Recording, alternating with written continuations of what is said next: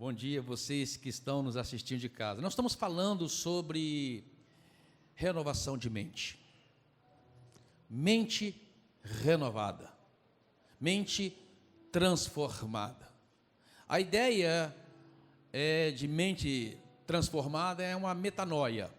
É aquela ideia que você vê aquela lagarta estranha, às vezes pegajosa, mas ela passa por uma metanoia, uma metamorfose, uma transformação e vira uma linda borboleta.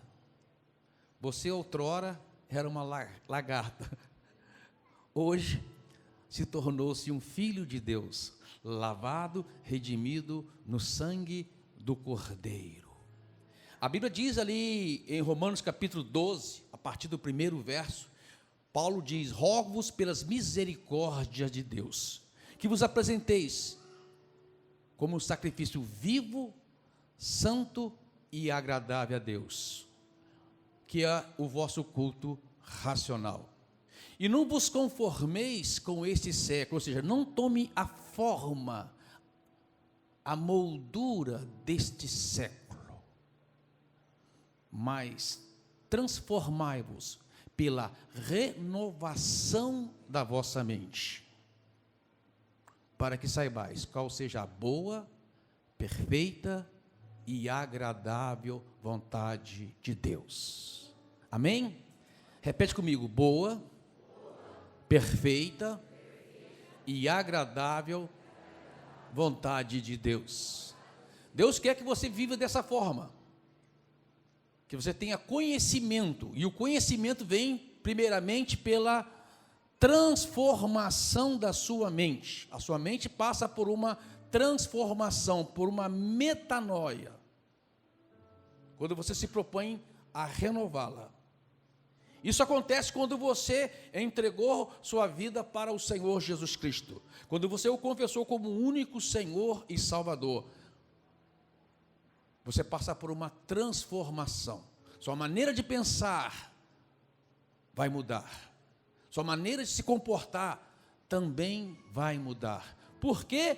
Porque você passou por uma metanoia, uma mudança de mente por meio da conversão verdadeira.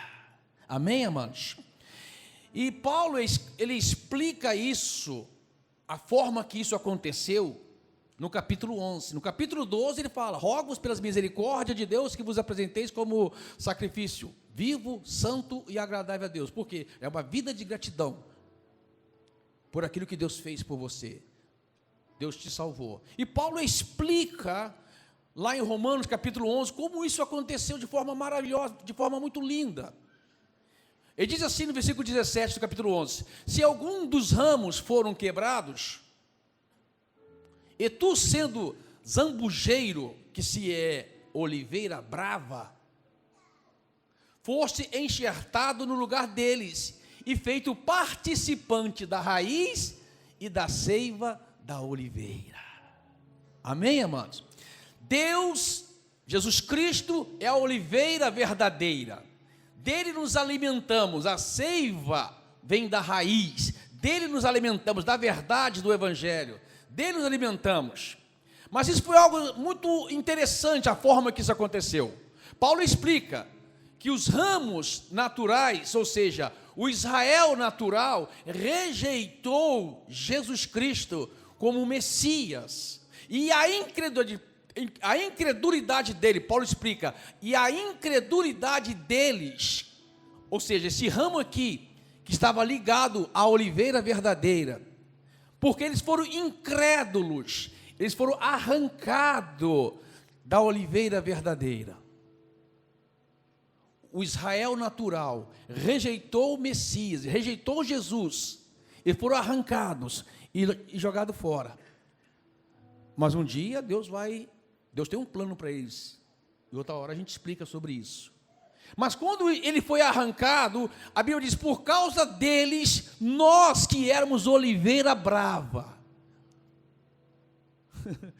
E bem brava, né, gente? Tem gente aqui que era uma oliveira muito brava.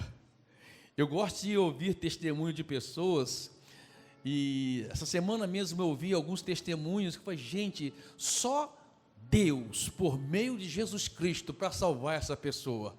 Só Jesus para transformar essa oliveira brava e enxertá-la na oliveira verdadeira. Você foi enxertado na oliveira verdadeira. Paulo explica ali em Romanos 11 que, contrário à natureza, porque a oliveira brava, ela não produz fruto. A oliveira brava, ela só tem aparência de oliveira, mas ela não produz frutos. Por quê? Porque a natureza dela é brava.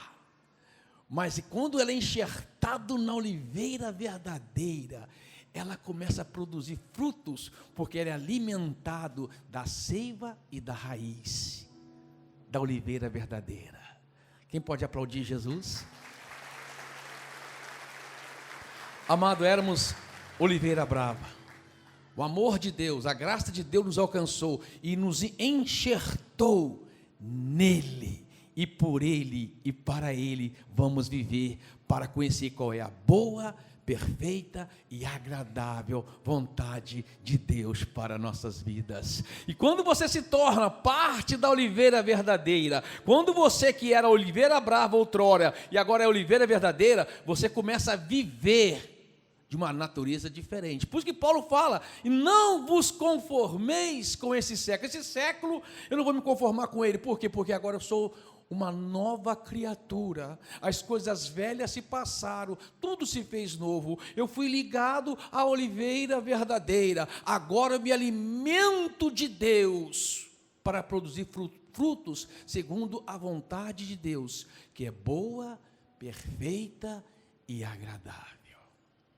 E eu gosto de mostrar alguns exemplos extraordinários na Bíblia, de ramos, porque você, esse ramo aqui, o ramo que foi enxertado, o Israel natural, um ramo foi removido, e você, outro ramo, foi enxertado aqui na oliveira verdadeira. Nós somos ramos da oliveira verdadeira. E tem alguns ramos na Bíblia que foram extraordinários. Você está vendo aqui, é um tomateiro, viu, gente? Amém? Faz de conta que é uma oliveira. A gente até tentou achar uma oliveira, mas não conseguimos achar uma oliveira. Lá em Israel tem muita oliveira. Jesus usou oliveira porque lá era muito comum oliveira. No primeiro dia que a gente estava em Israel, uma pessoa na nossa excursão foi lá e pegou um raminho de oliveira. Vou pegar um ramo de oliveira para mim. A Bíblia fala sobre oliveira. Mal ela sabia que ia encontrar oliveira em onde ela passar. Tinha oliveira em tudo quanto é lugar. Até era igual um mato lá, oliveira. Mas para nós aqui é o tomateiro. Jesus é o tomateiro verdadeiro. E nós somos ramos desse tomateiro, amém, amado? Se Jesus fosse falar para nós, ele ia usar algo que é de comum para nós. Amém, cara? E tomate, gente, tomate tem muito a ver com a nossa história, viu? E eu vou explicar por quê. Muito a ver com a nossa história aqui. Quando nós adquirimos essa propriedade, era uma garagem de ônibus, nós tivemos aqui uma limpeza, quebrar, na frente não existia parede, existia aqui várias construções, nós removemos, fizemos um grande entulho ali para mandar o entulho embora. Mas uma semana depois, vim aqui na igreja, fui lá ver o entulho e tinha nascido um pé de tomate naquele entulho. Em uma semana, cheio de frutos, cheio de tomates grandes. E eu fiquei assustado, porque uma semana nasceu um pé de tomate e ainda dá fruto. Aí Deus falou comigo assim, a terra é boa, tudo que plantar vai dar. Você pode aplaudir Jesus?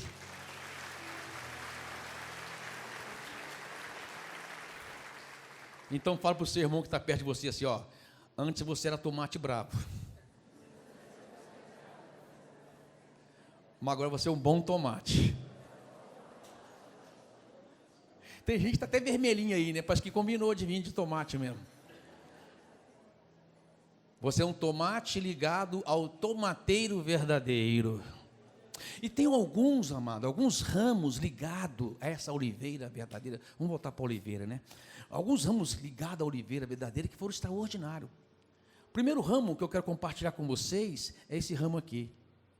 Ele só tem que 2 frutinhos, um verdinho, mas é um ramo extraordinário. É o Daniel. Que ramo extraordinário foi Daniel? Daniel foi arrancado da sua pátria natal, da sua casa, e levado para uma terra estranha, para a terra dos caldeus, para a cultura dos caldeus, para a Babilônia. E lá nessa terra foi imposto a Daniel que começasse a rezar a cartilha daquela época, daquela cultura. Como Paulo diz, não vos conformeis com este século. Daniel não se conformou com aquele século, ele não abriu mão da sua identidade. Mesmo numa terra estranha, ele se manteve fiel a Deus e não abriu mão dos princípios de Deus. Daniel 1,8 diz, resolveu Daniel firmemente no seu coração, um jovem ainda, resolveu Daniel firmemente no seu coração não se contaminar. Entendeu? A mãe de Daniel, quando Daniel era pequenininho, a mãe de Daniel falou assim, Daniel falou, mãe, está todo mundo fazendo. O que a mãe falava? Vocês sabem, está vendo como vocês sabem? Está todo mundo fazendo. Você não é todo mundo. E quando Daniel foi para a Babilônia, ele sabia quem ele era, ele não abriu mão da sua identidade. O lugar que eu estou, cercado das pessoas que eu estou, não significa quem eu sou. Eu sou, a minha identidade está em Cristo Jesus. Eu não abro mão da minha identidade. Amado, esse ramo aqui, quando ele se alimenta da seiva, quando ele está alimentando da verdade, quando ele está se alimentando da palavra, não importa o ambiente que ele se encontra, ele não abre mão de quem ele é em Cristo Jesus. Eu sou o que sou, porque Cristo pagou um preço para eu ser desse jeito. Ele me lavou e me purificou. Eu não abro mão da minha identidade. Você está entendendo? A mente renovada, ela não se conforma com este século. Ela não se molda com este século.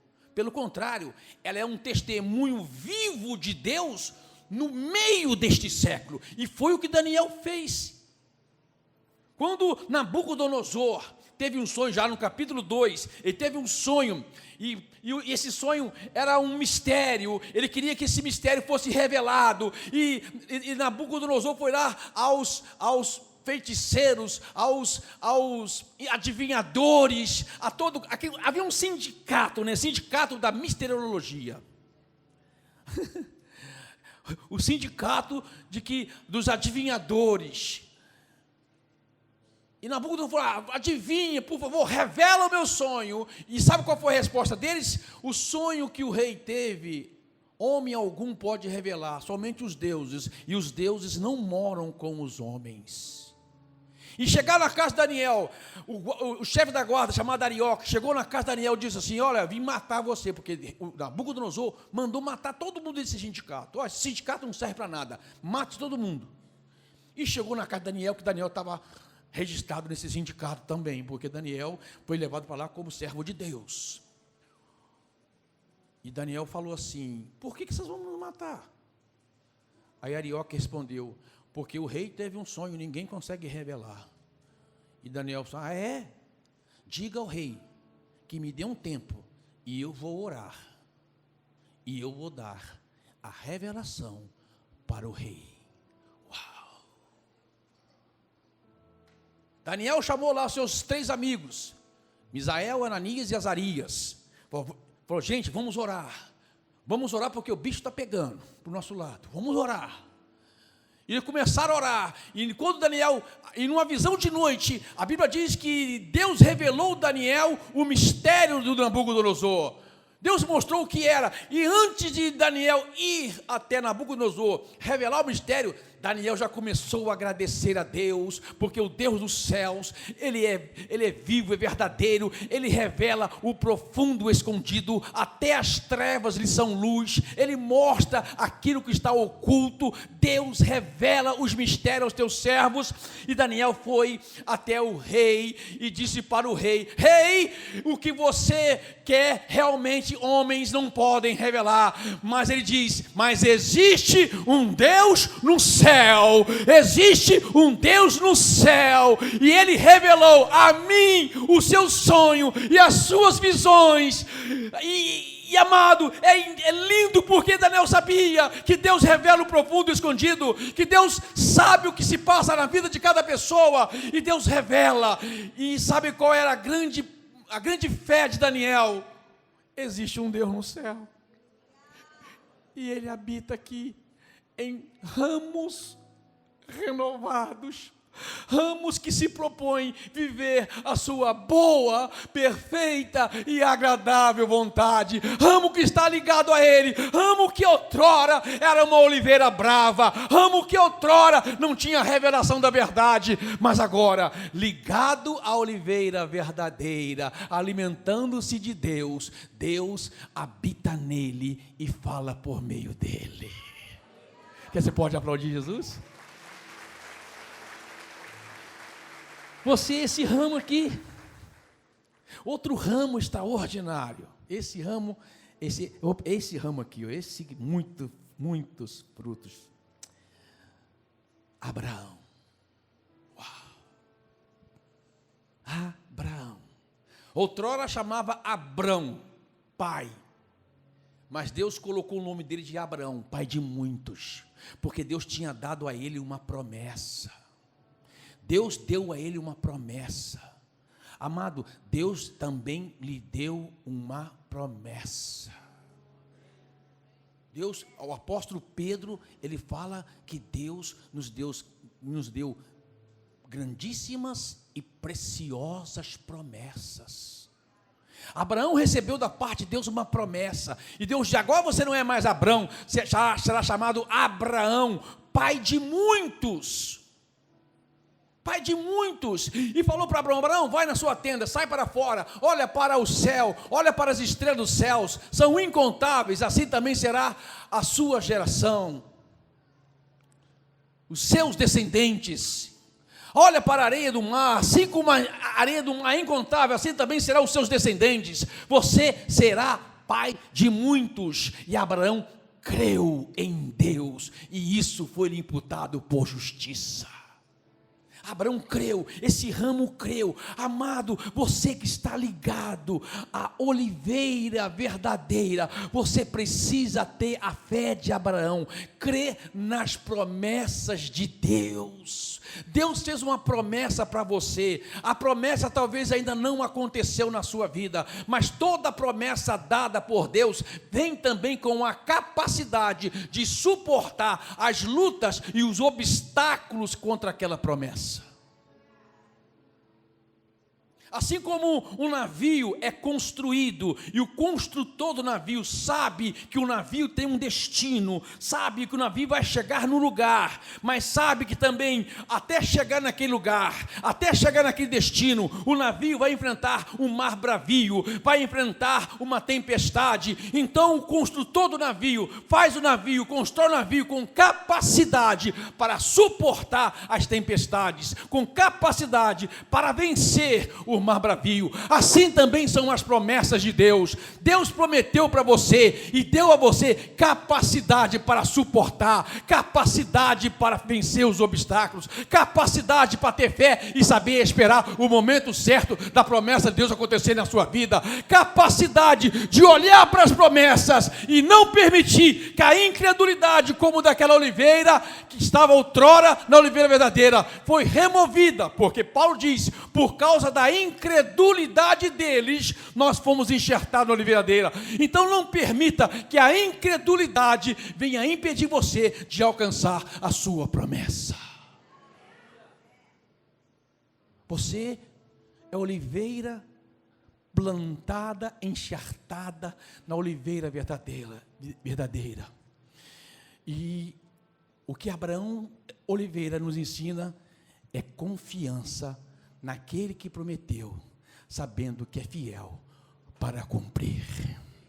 Você está entendendo?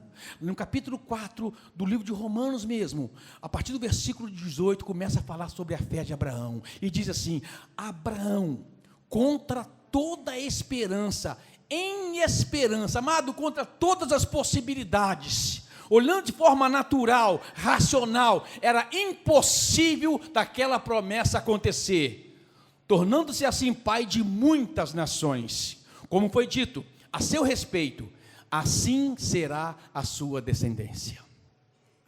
Sem se enfraquecer na fé, ou seja, não permita que o exemplo da incredulidade daqueles que foram arrancados da oliveira verdadeira, pegue você também. Eles não acreditaram, por não acreditar foram arrancados, mas amado, agora você está ligado aqui, não enfraqueça na sua fé, não perca a fé. E diz assim, sem enfraquecer a fé, reconheceu que o seu corpo já estava sem vitalidade, ou seja, ele não negava a realidade, mas ele acreditava numa realidade maior, que é Deus, pois já contava cerca de 100 anos de idade, e que também o ventre de Sara já estava sem vigor. Mesmo assim, uau, eu gosto disso. Mesmo assim, mesmo olhando para a realidade, e a realidade mostrando uma impossibilidade, Abraão creu. Não duvidou, nem foi incrédulo em relação à promessa de Deus, mas antes foi fortalecido em sua fé. Amado, pega essa agora em nome do Senhor Jesus. Você tem algo que vai fortalecer a sua fé, você tem um instrumento para fortalecer a sua fé, você tem uma atitude que faz fortalecer a sua fé, você tem uma postura que faz fortalecer a sua fé, você tem um condicionamento que faz fortalecer a sua fé.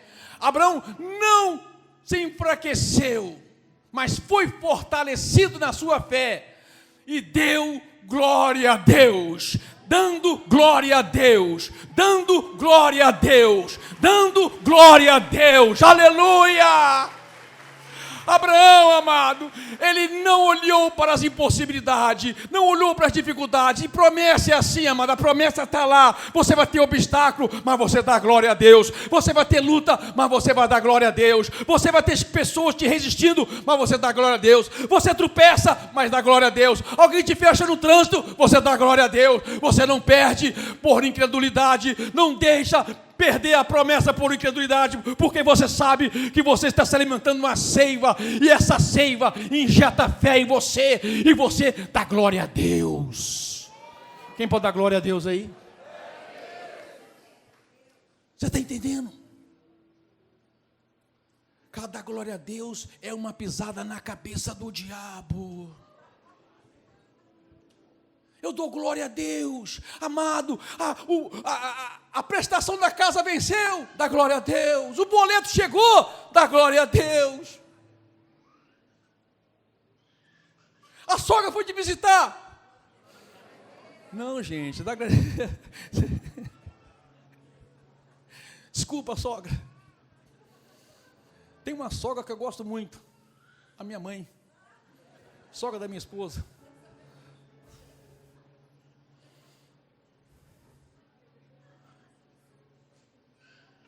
Glória a Deus é um instrumento que Deus lhe dá para você se fortalecer na fé, porque você não permite que a incredulidade roube a sua promessa.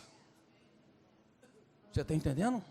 A glória a Deus é uma confissão de fé. Dar glória a Deus é você confessar contra a realidade de que Deus é maior do que aquela realidade. A fé de Abraão era acreditar nas promessas de Deus e saber que aquele que prometeu é fiel para cumprir.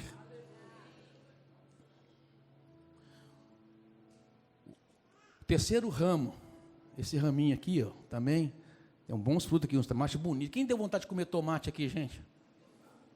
Eu gosto de tomate. Esse cereja aqui, então, muito gostoso.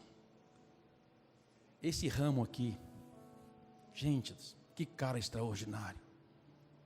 Josué. Josué é um cara extraordinário. Josué se manteve por detrás dos holofotes. Os holofotes estavam em Moisés, mas isso não incomodou Josué. Ele simplesmente fazia questão de servir Moisés. Ele não tinha inveja, ele não tinha ciúme, ele não tinha espírito de competição, pelo contrário, ele tinha fidelidade, ele tinha lealdade. Josué era um cara extraordinário, reconheceu virtudes nos outros também. Ele olhou para Caleb e viu em Caleb um companheiro de luta e de batalha. É um cara que não tinha problema em promover o próximo. É um cara que não tinha problema em ajudar os outros a crescerem. Era um ramo ligado à oliveira verdadeira e sabia muito bem que a glória é da oliveira. Ele é apenas um ramo que contribui com seus frutos. Que cara extraordinário. Mas o que impressiona nesse cara era a fé que ele tinha num Deus que vence batalhas. Quando Deus tirou o povo do Egito, e é interessante que no capítulo 13 do livro de Números, Moisés manda o povo espiar agora a terra prometida, Canaã. Deus tinha tirado do Egito, atravessado o deserto e agora entrar na terra prometida, e Moisés vai lá espiar a terra, para ver como é que essa terra é, e eles constataram que a terra era boa, que mana leite e mel,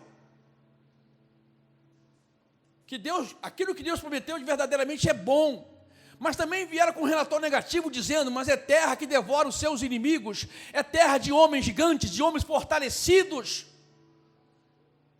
e o ramo incrédulo, porque a incredulidade, amado, impede você de vencer as batalhas, a incredulidade impede você de tomar posse daquilo que Deus prometeu, a incredulidade tira de você a condição de tomar posse daquilo que Deus te deu.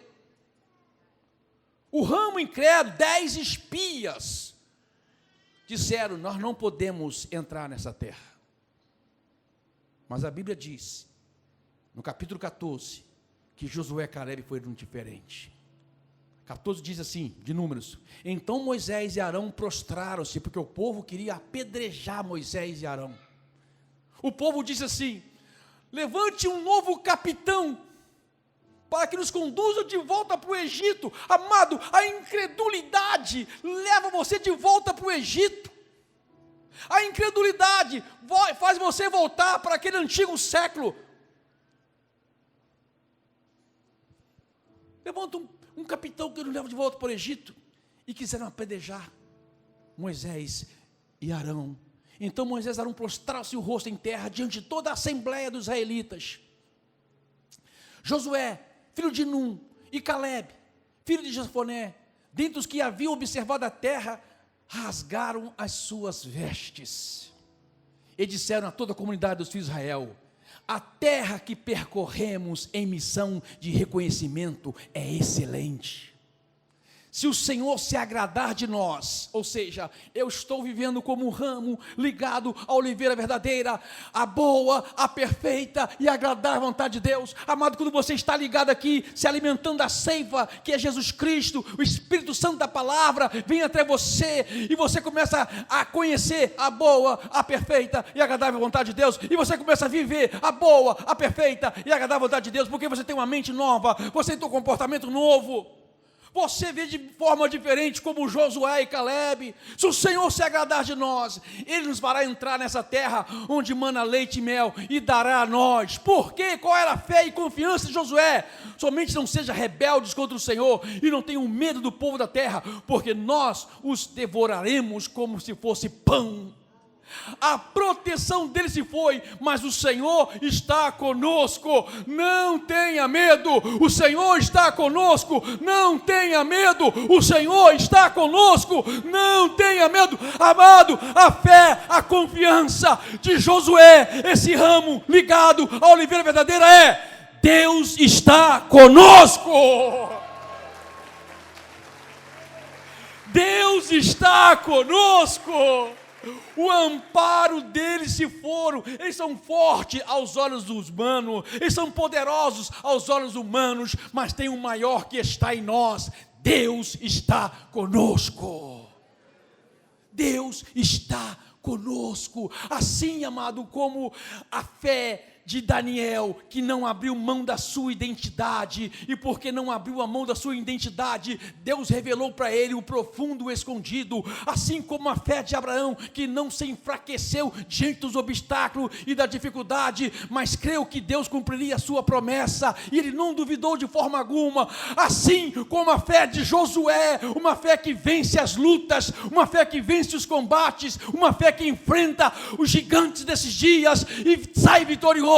Assim também deve ser a nossa fé, assim também deve ser a nossa postura de vida, assim também deve ser a nossa mente renovada em Cristo Jesus. Aleluia!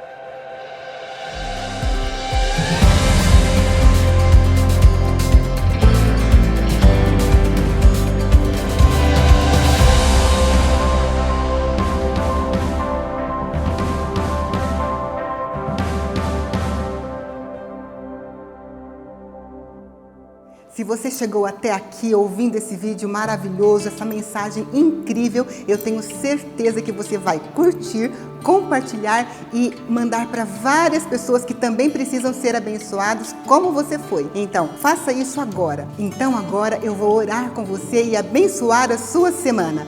Senhor Jesus, muito obrigado porque nós fomos abençoados por essa palavra e teremos agora combustível para enfrentar todas as coisas que vierem à nossa frente. Que esta semana seja uma semana abençoada para nós, para a nossa família, para os nossos amigos. Deus, nós cremos em Ti, cremos na força do Teu poder e nós declaramos uma semana de bênção, de paz, de alegria, para que nós possamos estar na Tua presença. Obrigado, Deus. Obrigado, Jesus. Obrigado, Espírito Santo, porque nós estamos aqui e até aqui o Senhor tem nos ajudado. Em nome de Jesus. Amém.